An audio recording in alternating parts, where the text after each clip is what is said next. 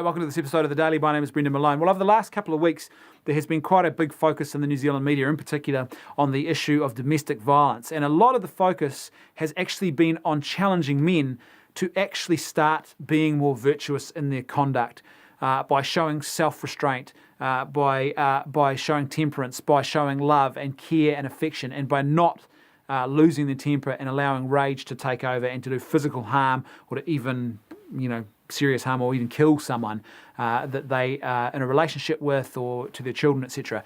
I applaud that effort. I think it's good. But there's something fundamental here that we're missing, I think. And the thing that we're missing is this, that we live in a culture now that doesn't actually, in general terms, really call men to much in the way of virtue.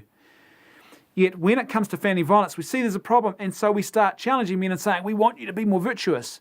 And I agree, we should be calling men to be more virtuous. But here's the thing, you're not going to get that unless our culture actually stops and realizes that the culture at large, in general terms, not just domestic violence, but across the board, has to throw off the shackles of relativism, moral relativism, which says, well, anything goes as long as you feel good about it, and personal autonomy, well, what I want to do should be the primary motivating driver for my happiness.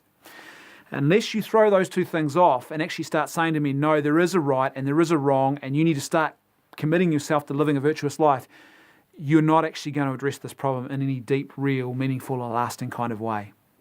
We actually need to be forming men from a very young age to live out the virtues, because the virtues only happen in a man's life when he makes them habitual. You cannot expect a man to suddenly get married or be in a relationship or to have kids and then start acting virtuously around those other people if his whole entire life he has not acted virtuously, no one has schooled him in virtue, and no one has helped and nurtured him to live out virtue.